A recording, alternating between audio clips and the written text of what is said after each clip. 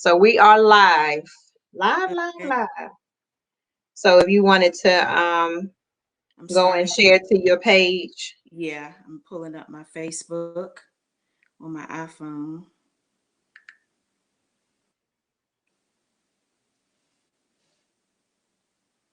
There you go. Should I share it or start a watch party? It's up to you. Well, you won't be able to. Can you see the comments? You won't be able to see the comments in the watch party. Let me just share it then. Alrighty. Okay. All right.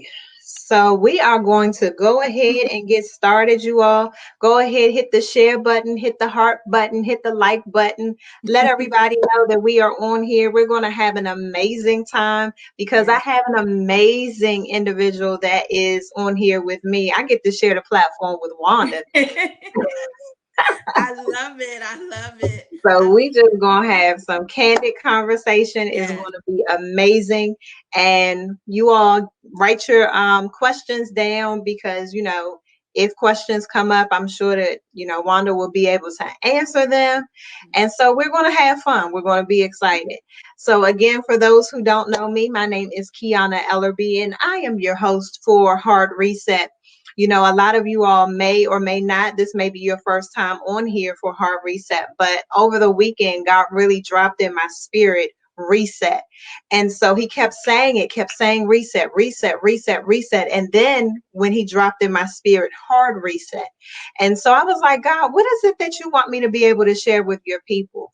And he's literally shifting the way that we're thinking about things right now. Yeah. He's Yes. literally has his finger on the reset button saying, you know what? Y'all not listening to me. Y'all didn't really mess this thing up. Let me start all the way over. So my goal for this is to be able to help you to mentally shift your mind from all of the foolishness that's going on in the world to cause you to listen to something that is going to feed your spirit, man, that's going to keep you encouraged, that's going to cause you to move your feet. So today I have this amazing, this beautiful Miss Wanda from Mariposa Enterprises, and I'm going to just let her share who she is, and we're going to go from there. All right. Well, first of all, thank you so much, Kiana, for inviting me to be on this platform. It is truly an honor to share a platform with you. So, I am Wanda Briscoe, and my business is called Mariposa Enterprises, and I started it in June of 2018. And it was birth out of pain. It was birth out of pain. And for those who don't know what the word mariposa means, in Spanish, it means butterfly. Mm. So, and I've been known for butterflies since 1999 because that's when I got my first butterfly tattoo. So I have like multiple butterfly tattoos on me. And I just started believing in and studying what exactly is a butterfly, because at the time when I got my first tattoo, I was having some female issues to where I had to get an operation done. And then I was like, it felt like a rebirth. Mm-hmm. And so I just became like, I don't want to use the word obsessed, but just butterflies was everything to me. And then as God started showing me how that unfolded in the spiritual realm, I said, yeah, I got it. I got it now. Yeah. And I think we all go through some type of transformation. Mm-hmm. And if you read up on the butterfly and the beauty of it, going through the crystallization is not a beautiful process. It's a hard process. And actually it's where it has to be in a cocoon and it's dark in there. And there were so many times in my life where it was very dark. But then God had to show me and bring me out. And then that's who I am today, a butterfly. Wow. And so when you look at a butterfly, you don't sometimes realize all of the different stages that it has to actually Yes, go through in yes, order to get to be that beautiful. We yes, sit and we watch butterflies, but it's like, yeah, wow, you don't yeah, realize all of the steps that it had to Yeah, go through in order to get there for you to see that exactly. beauty. So when even, when we were talking before, it's like, wow, I never looked at a butterfly the way, but once you started to break it down, it's like, Yeah. wow, it does have that many forms, at Yes. some point Yes. it's not even in a winged form. It's No. it's totally Has different. it's totally wrapped in the cocoon, totally wrapped. Yes. Yeah. So I'm excited to have you on here, and I don't know all of your story, but I Mhm. know, just the tidbits that you shared, and I know Yeah. that you know, your life is truly that transformation. So many Yeah. different things have taken Yeah. place where, for someone else, especially if they don't have a relationship with God, Hmm. those things would have taken somebody out of here. But Most you definitely. Yeah. but let kind of speak to, some of the things that you've kind of gone through and during your transformation process. I would say my transformation process, um, most of my things are medical issues. And so at the age of 38 in 2006, I had my first stroke, Mm, TIA. And it was on my left side of the body, and I'm left-handed. So I had to go through occupational therapy. I had to go through physical therapy. I had to learn how to write. I had to learn how to hold utensils. I was on a walker for a while. wow. And it was extremely hard, I was a mother, I was a wife at the time. And then years later, at the age of 43, here comes another incident. I get diagnosed with breast cancer, Mm, you know, and it was 4 months, after I left now my ex-husband. I get diagnosed with breast cancer, and I'm like, God, this is a lot. This was mm-hmm, really a lot. And I didn't know where to put those feelings. I didn't know um, how to cry out to God. I just cried a lot. But it was like something, God had put something inside of me to where He wouldn't let me give up. mm-hmm, Like there was this fight that He had put in me. And so when I would come home from the radiation treatments and everything, I just started journaling. mm, And that's when my first book came out, and it's called The Fight Within, because I truly was in a fight for my life. I was fighting for my life, and I was fighting for my kids' life, because I didn't want them to be without a mother, because my family had already been ripped apart, and I didn't want, right. anything else, to happen for them. And during that process, the first thing when the doctor tells anyone, you have cancer, you think, am I going to die? That's the Mm-hmm, first thing. So those thoughts did come in my mind, but then God had to show me that it was not a death sentence, that this sickness was not unto death, that it was a life sentence. Because one thing is, women, we are pleasers, right. sometimes to a fault. Mm-hmm, And I found that that's what I was. I was a people pleaser, and I was just like a caterpillar, just floating, just creeping along, in life, just existing and not living.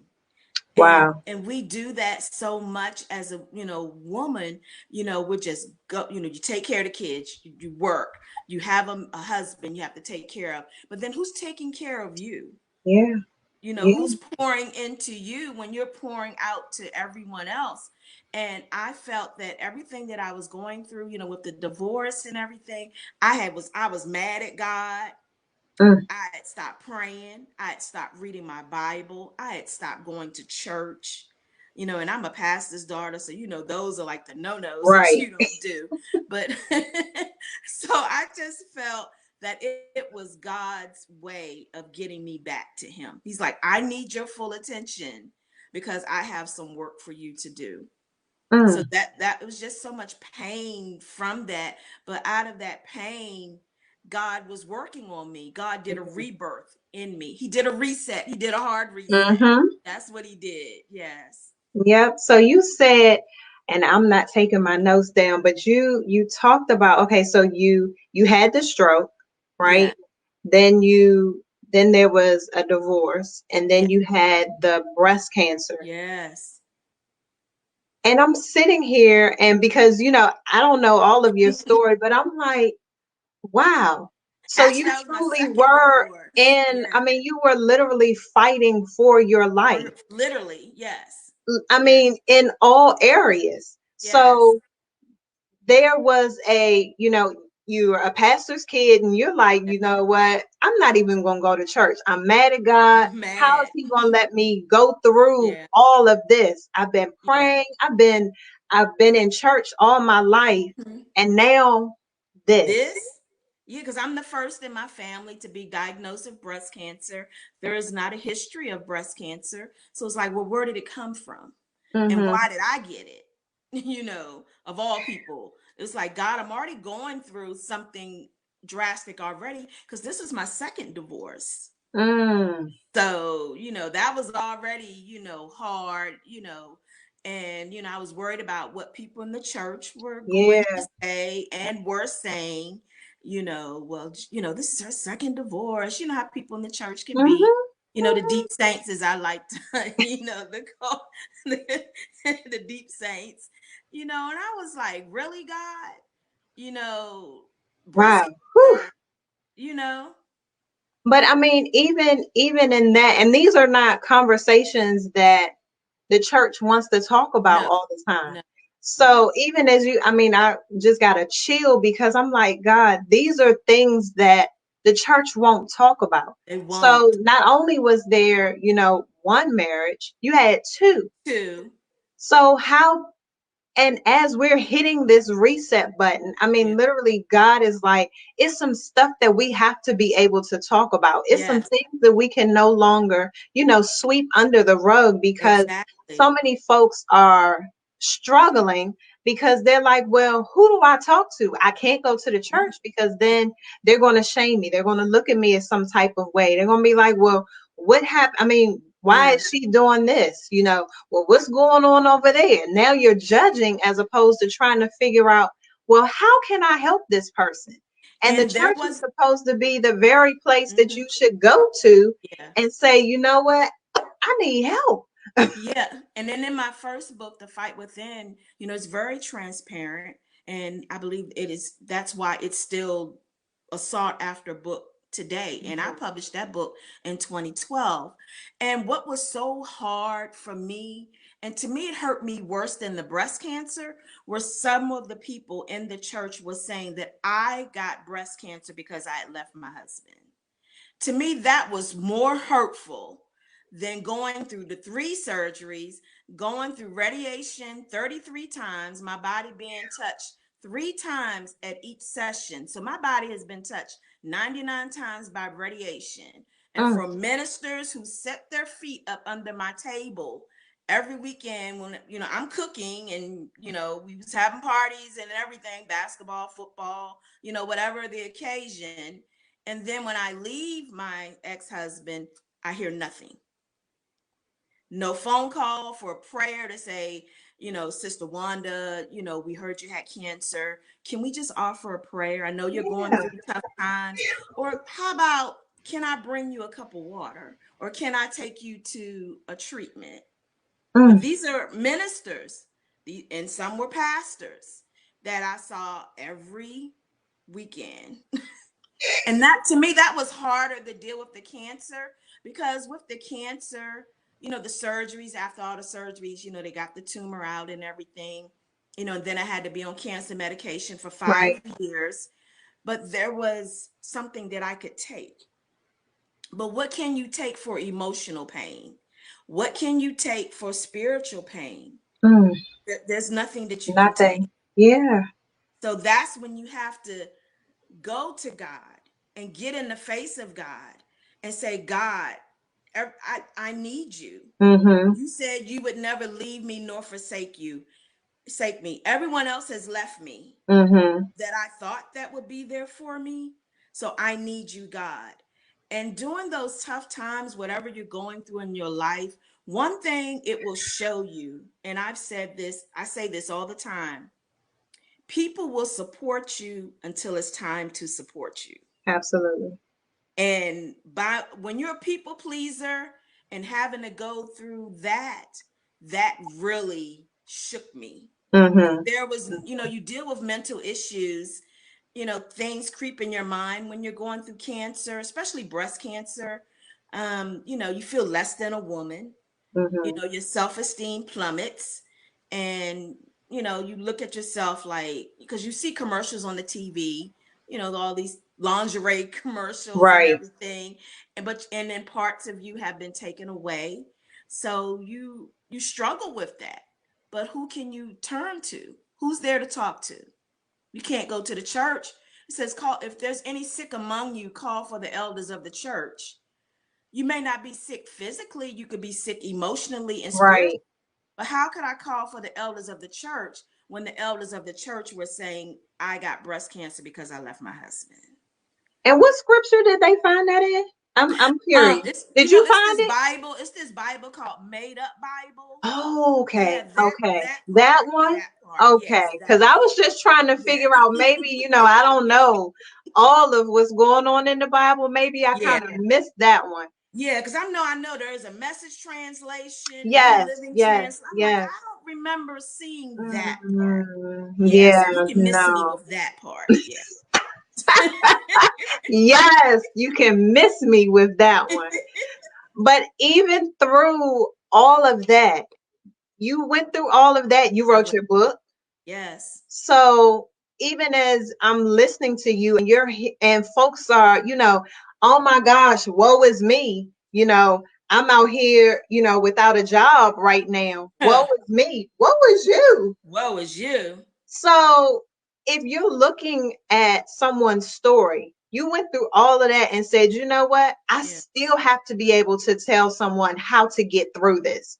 I Yes. still have to be able to mentally, even though Yeah. the folks that I thought were supposed to be there for me, put me on the back burner. Yeah. Now, okay, I'm going to get before God's face. He's giving me a strategy to now you're starting a business, you That, have a book, you have your testimony for someone else. yes.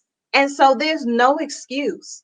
None. There's There's no no excuse. excuse. All this time that people are sitting home, writing, if you write in your journal at least 15 minutes a day, or Hmm. maybe 15 minutes twice a day, that can add up to a Yeah. book. Because my book, this book here, The Fight Within, Hmm. this is my journal. This is almost word for word from my journal, except the educational information that I put in there on breast cancer and everything.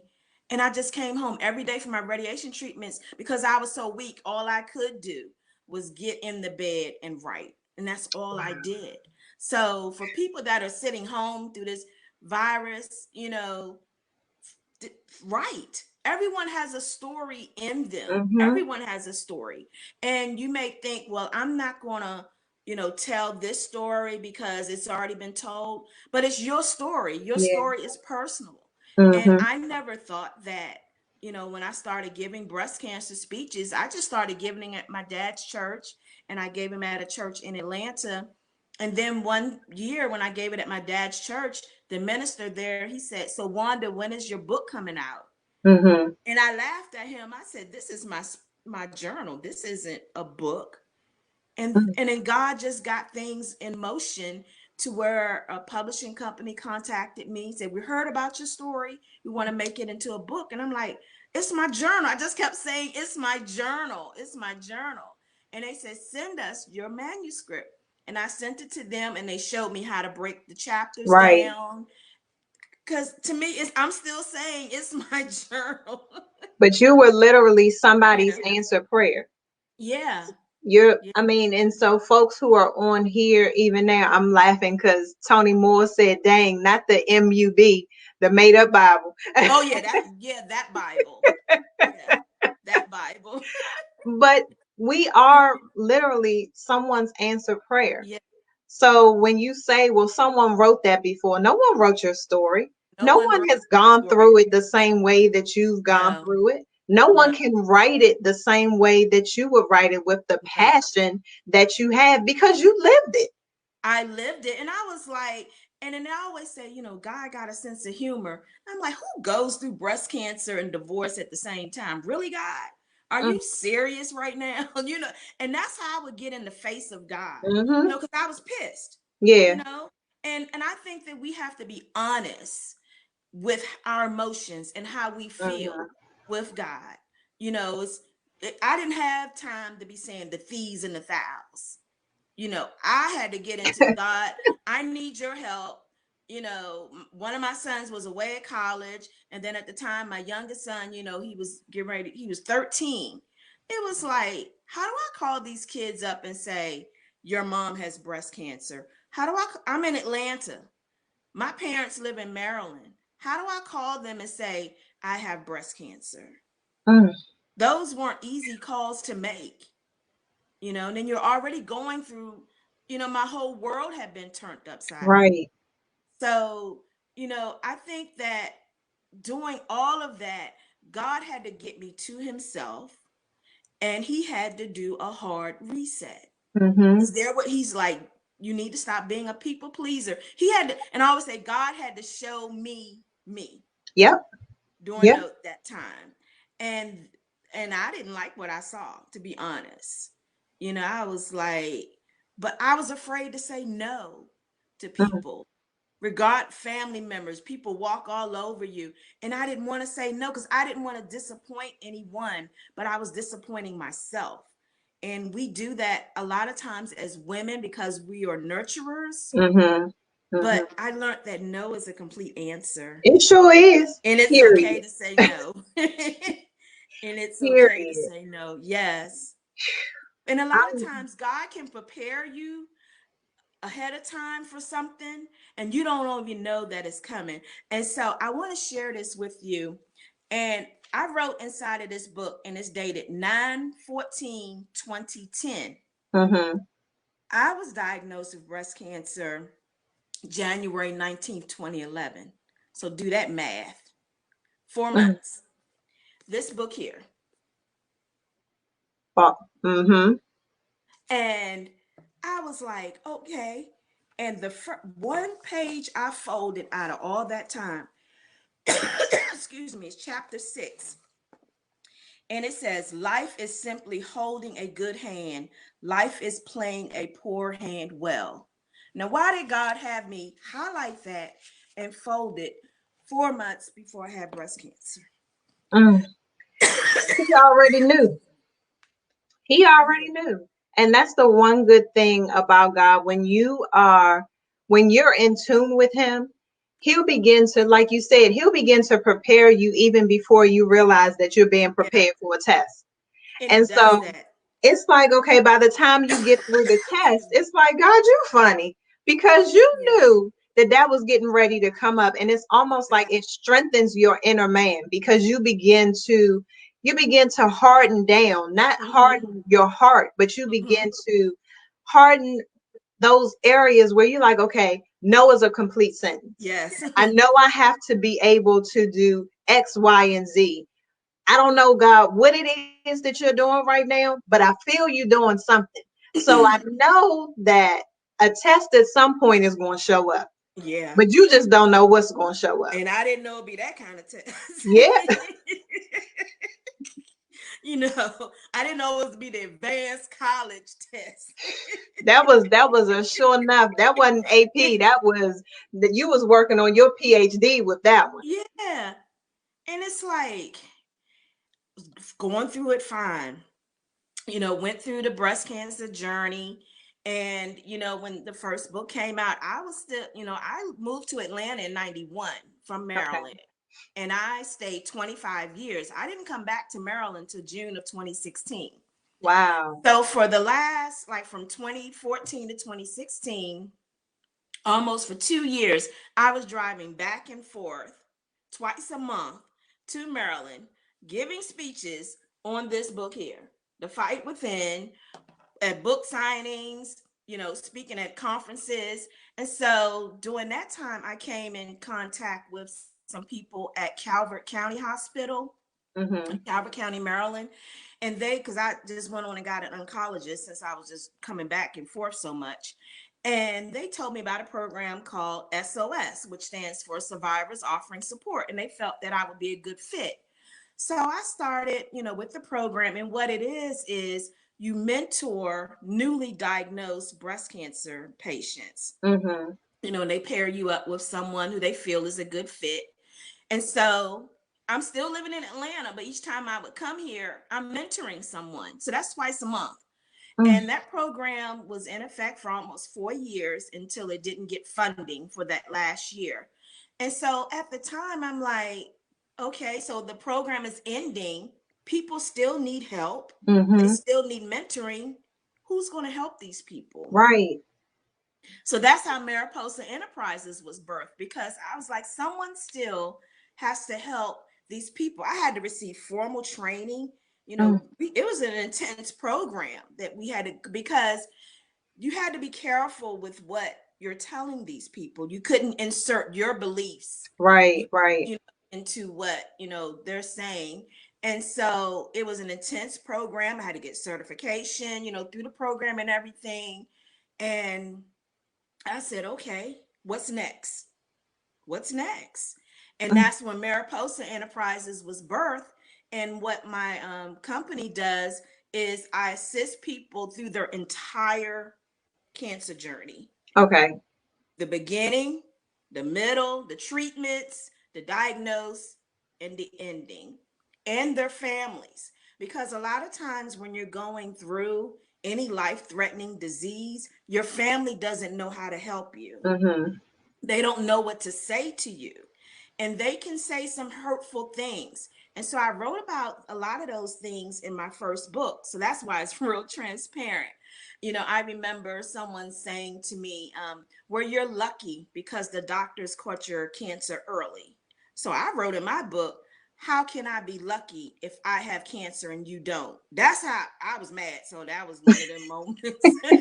And I wrote Like it I'm in the gonna book. tell you. Yeah. Wow. And you have to educate people on things to say and things to Right. not say. So that's what my company does: educate you on things to say, things to not say. If that person has children, how can you help them with the kids? Because the mother, most of my clients are women. Mm-hmm. The mother, she don't know no homework. She ain't thinking about math. She's not Right. thinking about any of that. Her mind is going 1,000 miles an hour. She's worried about, how did I get this illness? How am I going to get through the day? Do I help the health insurance aspect? If you have to take cancer medication, well, how much is it? Because yes, I'm a federal worker, but I had my co-pays, with the medication, because Mm-hmm. you have to take it every day for 5 years. Every day for 5 years. Even And after. no, and then after your 5 years, which mine was on June the 4th on 2016, then I got released to where I didn't have to take it anymore. But if you don't have health insurance, that's why I think cancer is a business. That's just my um my own 2 cent. It can range from 300 to 400 and up dollars a month, to where you're going to have to come out your pocket to pay for this cancer medication that you have to take every day for 5 years. So when my doctor released me in June of 2016 from my 5 year journey, about a month later, then these new reports come out saying now women have to take it for 10 years. So I missed that mark.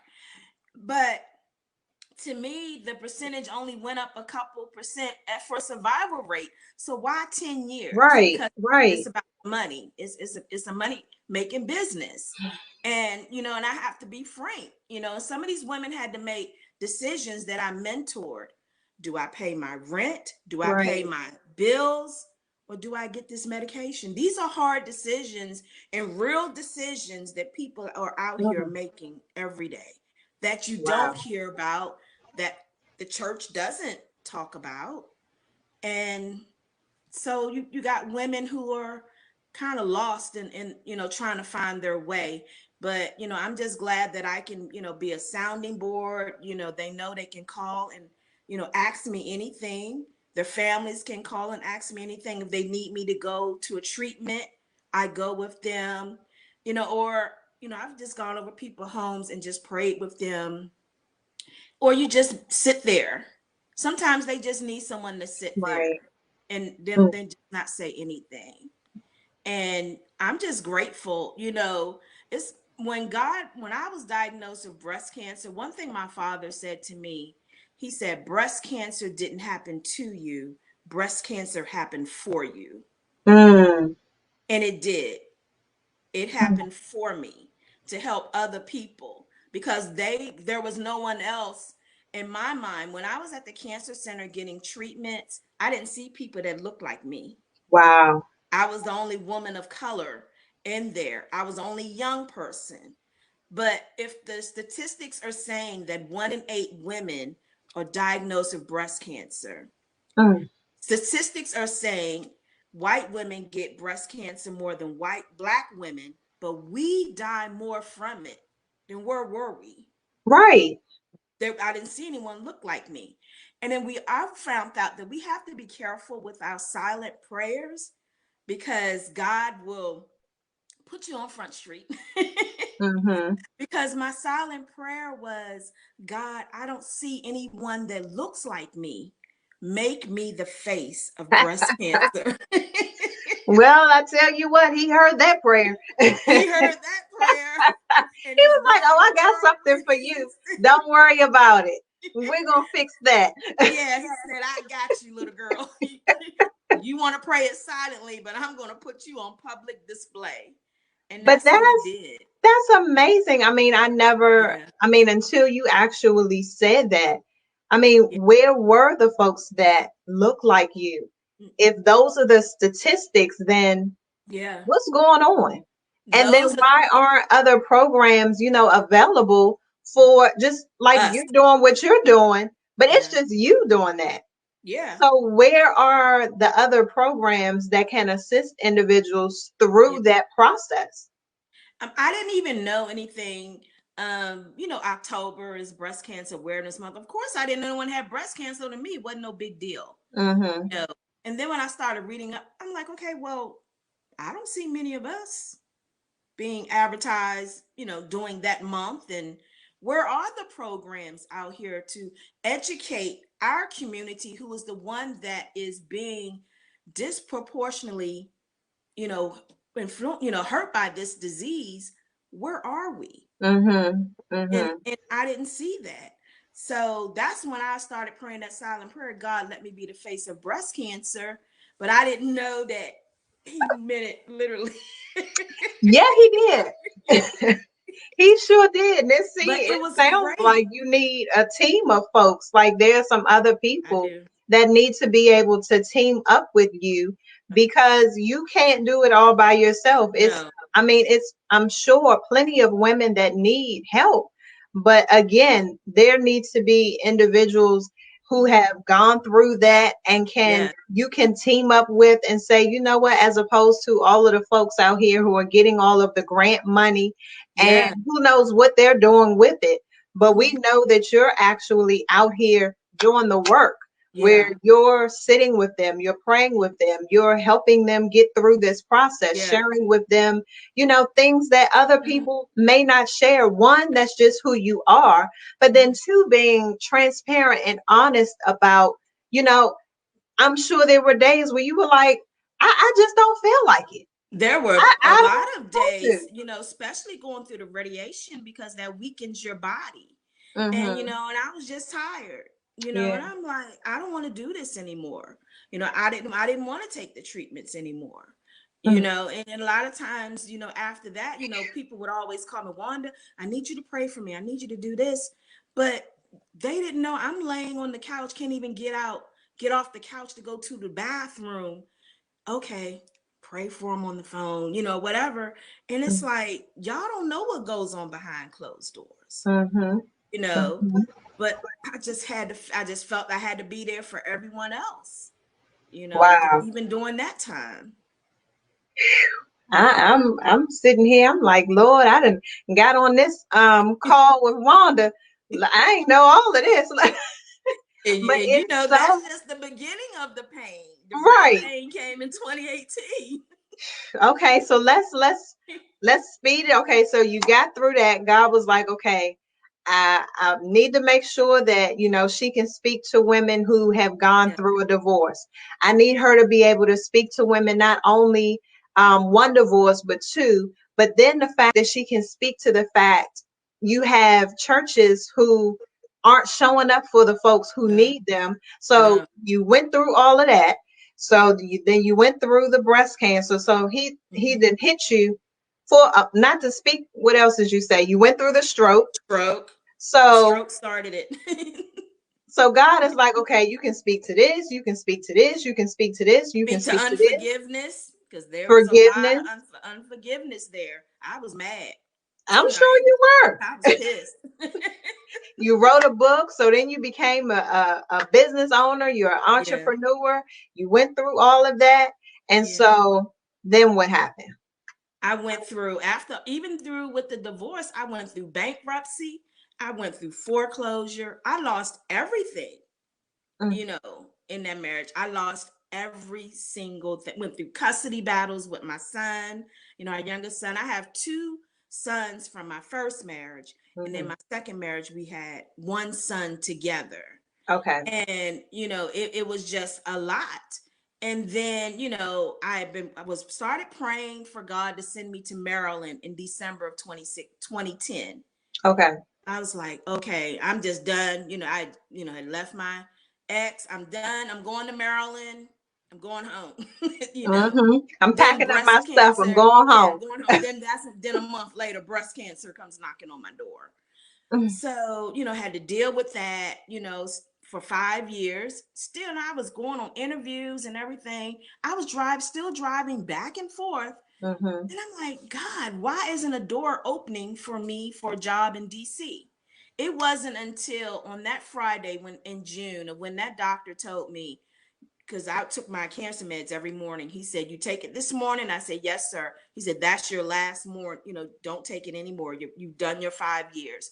Mm, That Monday morning is when I got the phone call from an interview that I had done 3 months earlier in wow. Washington, D.C., that I got the job. I prayed that 6-year prayer. I felt like Hannah, Just crying, praying, just praying. praying. Lord, why? How long? That's exactly how long. And for 6 years, it was like God was molding me. God was teaching me how to wait, Mhm. and then I got that job, came to DC, everything was going fine, and then early of 2018, no, 2018, I started writing another book. But God gave me the title. I'm like, well, God, why you keep doing stuff like years ahead of time? God gave me the title on March 31st, 2016. God gave me 6 words. The storm has a ministry too. That was it. And I did it as a Facebook post, not knowing what it meant. And so, how the memories come up, on Mhm. that day. And I'm like, when it came up in 2018 and I started writing, God said, that's going to be the name of your book. Fine. Started writing. God just was, dealing with me. I had my first conference in 2018 called Tragedy to Triumph, and where I was, highlighting other people in the community who had gone through different tragedies in their life and how they triumphed, through it, and everything was going fine. I had rebuilt my credit, and everything. I had started building my own home, and my youngest son, we was talking. He was like, "Mom, I'm going to come up there and live with you." I was excited, getting this house built. My son was going to come up here. And then December 3rd, 2018, I was staying with my parents to save money while I was getting my house built. Right. And I walk in the door and my dad is holding the house phone. They old school. They still have a house phone. And he says, "Daryl is on the phone." I'm like, "What?" Now, I hadn't spoken to my ex-husband in 8 years. Mhm. Why is he calling y'all and then on the house Right. phone? And he said he was asking my parents, "Do y'all know where Wanda is? I need to talk to her." And he didn't know I was living with my parents. And so I get on the phone and he says, "Our son was just killed." All I remember, I hit the floor. That's all I remember. I don't remember anything else. Our only son together, the age of 22, December 3rd, 2018, was murdered. So my dad said, pack some stuff. We drive into Atlanta. Mm. This was on a Monday. We drive to Atlanta. By the time we got there, they said, go straight to the funeral home. I ain't never had to do none of this stuff before. They was already there. So the last time I saw my ex-husband face to face, we were at a divorce hearing. And now we're at a table sitting across from each other 8 years later, making funeral arrangements for our son. My God. Now that's pain. That's pain. There no communication. We had no communication at all. Mm. Wow. And it was surreal, having to go through that. But at the same time, that the death of my son reconciled us as far as forgiveness. Right. Because at my son's funeral, he apologized. Mm. It took 8 years. I got that. I got that apology. And I remember telling someone very close to me, she told me, she said, God said you're going to get your apology. And I said, no, I'm not. Mm. He's not going to apologize. And she said, yes, he will. I never thought it would come that way. But when he did, it was like a weight was lifted off Mm-hmm. my shoulder. And then I didn't want to write anymore. After that, it's like I went into a deep depression. I didn't want to write. I didn't want to do anything. But in the back of my mind, when I could hear my son, when I told him I was writing another book, and he was like, Mom, I'm so proud of you. I'm so proud of you. So I finished the book. Mm. And this book here, The Storm Has a Ministry Too, came out in May of 2019. 2 months after that, I meet with a playwright, and he signed on to turn that book into a stage play that will be coming out on October 10th, 2020. And so a lot of times Woo. what we're going through, that hard reset, is not always for us. It's Mm. for someone else. Because Yes. if I didn't finish that book, it wouldn't be helping people. That's And right. it wouldn't, and I remember telling the publisher, I said, there's one chapter that I need to write, but I don't know what it is. And I had told her this in November of 2018.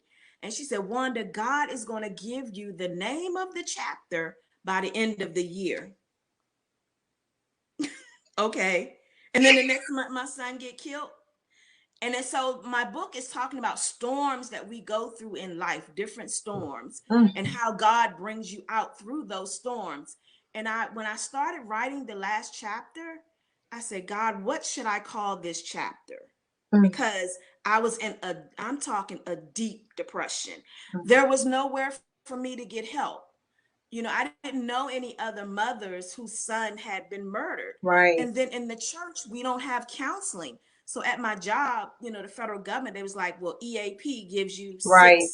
6 sessions, but after that, what am I supposed to do? Right. you know, and then I'm going through the spiritual. God, I'm doing everything right. I'm doing everything. I'm living for you. I gave you my full yes, because I have a chapter in the book called Is My Yes Negotiable? Mm. And I'm like, God, I gave you my full yes. Why my son? There's plenty other, and I had this talk with God. Mm-hmm. There's plenty other kids or plenty other people out here who are doing any and everything that I felt that could have been taken. Right. But why my son? Mm-hmm. And why our only child together? So you'd have cut off a generation, Right. because there's no last name to carry. So the last chapter is called A Tsunami Called Grief, Mm. because it's a tsunami is not a regular storm. No, it's not. And I was very frank in that chapter about how I felt. But it's like everything, my son was my so-called manager per se. Everything I did, every business thing I did, I would run it by him. What you think of this? Because he was a music producer. What Okay. do you think about this? And do you think this is a good fit for me? And we would talk about Mariposa Enterprises. And it was like, well, what am I supposed to do now? How do I make Mm-hmm. these decisions now? And Right. it's like I had to boss up in a way. I Mm-hmm. had to learn how to know which contracts are good for me, which things I should take. Because every open door is not a door that's opened by God. I had to Absolutely. learn that. So you can't say yes to everything that is presented to you, because all assignments aren't for you. Mm-hmm. And Mm-hmm. I had to learn that. And a lot of things that me and him had talked about, what I wanted to do in business, I talked about, maybe one day I would be on the radio, and then now I host my own radio show. Right. Right. Never would have, that's just something we just talked about. And it's like God had to hit that hard reset. But Mm-hmm. I'm like, Jesus, this pain, God, you got to reset me like that. Wow. That, I mean, yeah, that was truly a hard That reset. was a hard reset. Yeah. But even now, Yeah. look at you now. Yeah. Look at the butterfly. Yeah. Look at the Yeah. butterfly now, being Yeah. able to pour into so many lives, not just Mhm. women's lives, but Yeah. individuals' lives Mhm. who Yeah. have been going through something or don't know who to turn to or feel shamed for what is this person going to think. Mhm. You've given them that opportunity to Yeah. say, don't worry about what anyone else is thinking. Still be able to go to someone and Yeah. Pour pour out. out how you're feeling as opposed to sitting in a room in a Yeah. sunken place Mhm. and then you don't know what to do. Yeah. Be able to share, and I'm so thankful for you. I'm thankful that you share your story. I'm Mhm. thankful that you're transparent and you're Yeah. open, because so many people who have gone through things don't want to tell their story. But if we are overcome by our testimonies, then how is it that Yeah. you want this, but then you don't want to share? Exactly. Exactly. And even my primary care doctor, because I had sunken into a deep depression, and we went through, she was like, okay, so tell me everything you've gone through in your adult life. So we started, the first marriage, I was 20, Hmm. and all up to, the death of my son, I was 50. She said, do you know that your entire life has been filled with nothing but trauma? And then that was something, I had to really think, Hmm. like, wow, but God still kept me, He sure did. through it. And she said, it has to be something that's deeper that's keeping you. She said, because other people would be in a mental institution, Sure enough, somewhere. and I was, and it's like, you don't think about sometimes how far God has brought you, or how far God has kept you, until someone like puts it in your face like Hmm. that. And I was like, you're right. And it's like I had to start praying every day. God, and I still pray, God, keep me in my right mind. Hmm. Keep Hmm. me in my right mind. Because those, we still have a murder trial to go through. They've captured the 4 people who killed my son, but we still have a murder trial to go through. And I'm like, God, just keep me in my right mind. And then it's like, now I'm involved with an organization called Moms Demand Action for Gun Sense in America. And they use the same model as MAD. Okay. And it's over 6 million people in this organization, and helping other mothers through gun violence. And a couple months ago, I was named the Faith and Outreach Team Lead for the St. Mary's County chapter. And it's like God has now bringing me other women that have had their children be gunned down of gun violence. And it's like our own little sorority, I guess, that Hmm. and I'm like, I've always wanted to go to college, but when I graduated from high school, I went to the federal government. And when I got breast cancer, I became a part of the pink community. Hmm. But never in a million years would I have thought that I would become a part of and I'm called what they consider a gun survivor, Mm. as my son was killed, he was murdered, by a gun. So it's like different terminologies. Just like I had to learn terminologies in dealing with breast cancer, it's like I have to learn new terminologies in dealing with gun violence. But you were And talking yeah, about, I'm sorry, I didn't mean to cut go you off, ahead. but you were even talking about, wanting to go to get your degree. But it's like even with a degree, the information that you now have, folks with a degree wouldn't even know that. No, this So is all you're life able experience. to, right? I mean, survival, but then you're helping individuals with Yeah. breast cancer. You're helping individuals who have lost, you know, a child with gun violence. You're Yeah. not going to learn that at anybody's university. No. No. And then also you have to what I learned is that there needs to be more communication with the church, because as far as like counseling, especially with gun violence, a lot of people, they'll go to the church for premarital counseling. Right, They offer that, but there wasn't any counseling for how do you get through that when you have people, the deep saints, um weeping may endure for a night, but joy cometh in the morning. Yeah, I do know that. right. But the day after my son was killed, that was not my morning. And it's Mm-mm, still not my morning. And, mm, and then one thing I learned, I went through grief counseling and everything. And there was like, there's no time frame to grieve. mm-hmm, But I was caught in this box because some people were saying, well, it's been 6 months. She should be over it.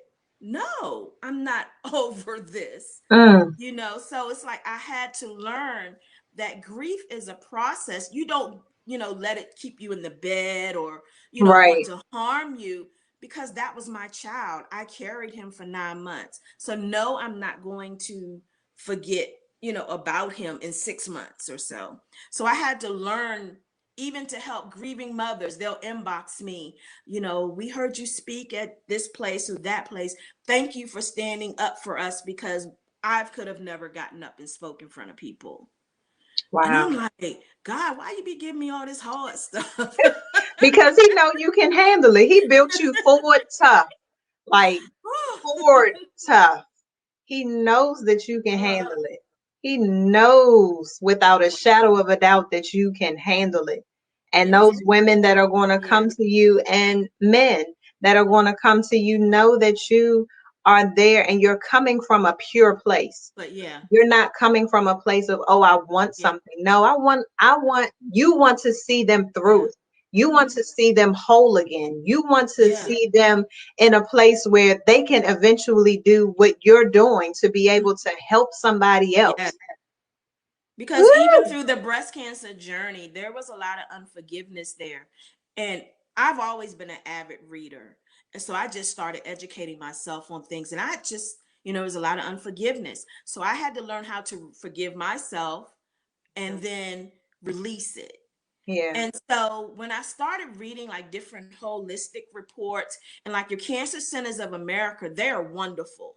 They offer counseling for the entire body. They do a lot of holistic counseling. And one of the classes they have is on forgiveness, Mm, because a lot of times, and this is a report where people go back and forth, unforgiveness, and they talk about in scripture the root, that bitter right. root, and Mm-hmm.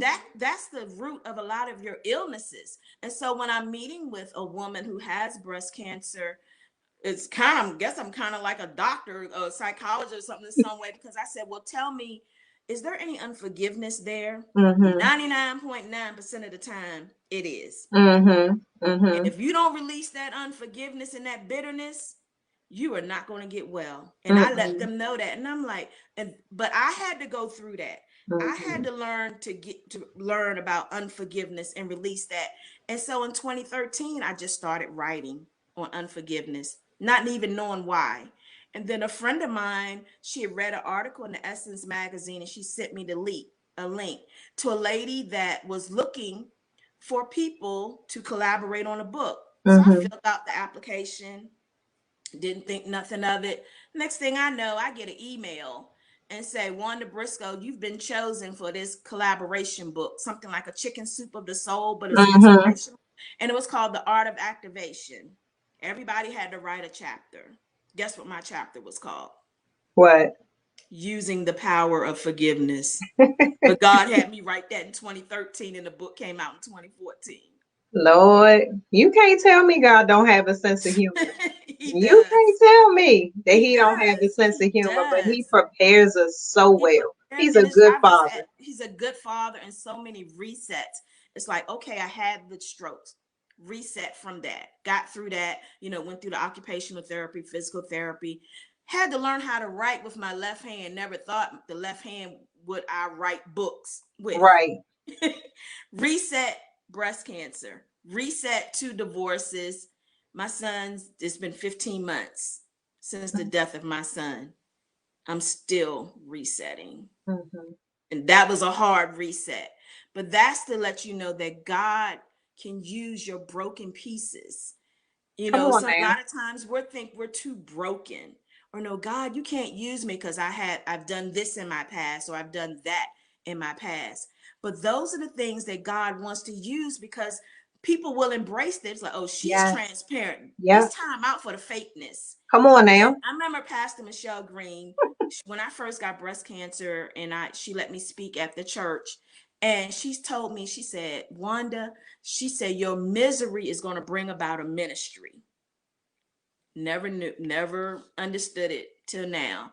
And the publisher of the book, this book here, The Fight Within, when it first came out, Mm-hmm. she said, your pain is going to write you checks. Your pain is going to Well, write you checks. I'm still getting checks. and you're going to keep getting checks, Yes. and they're going to keep getting bigger, and you're Yeah. going to have a team of folks that are Yeah. going to be with you, because you're just so amazing. I mean, at everything you do. And again, I didn't know, because when I reached out, I wanted to make sure that these sessions were going to be conversation and just Mm-hmm. candid and openness. So Yeah. we didn't sit and have, a No, we didn't. conversation about any of No. this. This is just us getting on here to Yes. talk. But Yeah. this is where this hard reset is coming from. Yes. People need to be able to see the pureness. People Yeah. need to be able to see the transparent, because that's what's going to draw them in. Yes. And so, as we're hard resetting right now with this whole Mm-hmm. pandemic, the church is even going to wake up. And I Yeah. was saying this even on the prayer call Mm-hmm. today, that it's going to be some churches that their doors are not going to They're open not going again, to reopen. No. because the folks' eyes are now being open to what's Mhm. true and what's Yeah. pure and what's real. And Mm-hmm. so, just like with folks like you and I try to be as open and transparent, sometimes Mm-hmm. maybe too transparent and open, but I know that it's coming from a pure place. Yeah. I know that, if you're listening, to be able to hear this Yeah. information and to receive it, and to know that, again, your storm, it's just another chapter in your Yes. book, that you really have to be able to turn that page and say, you Yeah. know what, I'm going to be someone else's blessing. I'm going to share what I went through. Yes. The churches Yes. are going to have to open up and say, you know what, we're going to have to find people that can come in to share this Mm-hmm. information. And I know even my Yes. sister was on here earlier, Derica, where her ministry, well, I call it her ministry, but it's her business, is Black and Missing. Where are the Oh, places that are coming in, to be able to talk about this even in the yes. church? So Mm-hmm. it's things that we have to be able to do, is resources that we need to be able to pull, Yes. and they're right here. The They're people right are here. right here, but don't turn them away. Yeah. They're needed. They're And truly needed. they truly need it. And it has to come from a transparent Yeah.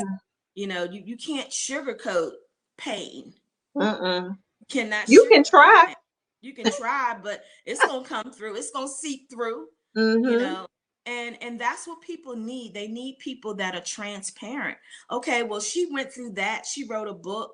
Well, I can get through it too. That's Yeah. maybe that could be their reset. While you're home, we don't know how long this thing is gonna last. It's gonna last past Easter, as some think it won't.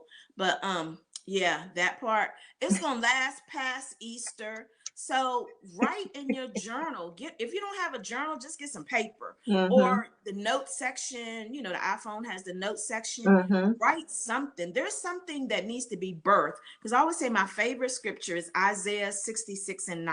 Mm-hmm. I will not cause pain without allowing something new to be born.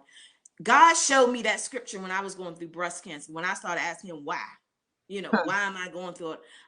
I will not cause pain without allowing something new to be born. And through each thing where I've had to have a hard reset, something was birthed. My God. Something was birthed. My God. So let's just think about all of the births that are going to take place from this hard reset Yeah. that God has done. I mean, Hmm. he's literally shut everything down. And Yeah. so we have to take, advantage of it. Let's take Yeah. advantage of being able, like you said, to just write. Even if Mhm. you're having a conversation with God in your writing, write to Yeah. the Father. Let him know how you Let feel. him know. Yeah. Like if you're mad, write it down. Tell Write it down. God, You know look, how, yeah. man, I'm mad. Yeah, like in And middle tell him school, why. yeah, you know how people used to write, the little love letters, do you Mhm. like me or do you love me? Yes or no. And Yep, people used to write letters before everything was texting. yep, Write that letter out to God. Let God know how you really yep. feel. And then while you're home, not only write in journals, but do vision boards. Make Mm-hmm. it plain. Write the vision, make it plain. I have things on my vision board from 2014, 2015. When I started, looking for jobs in DC, I put a date Mm-hmm. on when I wanted to be in DC. That I got that job that year. Amen. Got that job that year. And there are some things that I had put when I first started writing my book. I want to meet Steve Harvey. I want to meet Oprah. I want to be on TV. I want to do radio. That stuff was in 2016. I Mm-hmm. got on the radio in 2019. So write that stuff down. You don't know how God is going to open up them doors or That's what right. place he's going to put you in to reset you. We're in a reset situation right now. And everyone needs to look at themselves, do a self-examination, and do some hard resets and birth some things in this season. Amen. Yeah. Amen. Well, I think that's a good ending point right there. It's a hard reset season, but you said it. Yeah. I'm not even going to come back behind you and say anything else. I Yeah. just thank everyone for getting on today. Wanda, thank you so much You're for welcome. coming on and sharing. And for folks who want to be able to purchase your book, where can they go? The books are on Amazon, or you can go to my website, which is www.wandabriscoe.org. That my beautiful website that got butterflies on it that was designed by Keona. You designed the most beautiful website. And so you can order my books on there. You can click on the events tab. It has everything that I'm doing, where I'm going to be speaking, and any of my engagements. You can join my mailing list to get my newsletter every week. I announce who's going to be on my show every week through the newsletter. So yeah, get those books. It'll bless you. It'll bless you. Amen. Yeah. Amen. So you all have an amazing evening and come back and watch this replay Yeah. again because you all need to take some notes. I know that I'm going to go back and watch. But again, good night. Y'all have an Good night, awesome evening. everyone. Have a blessed week. Bye. Bye.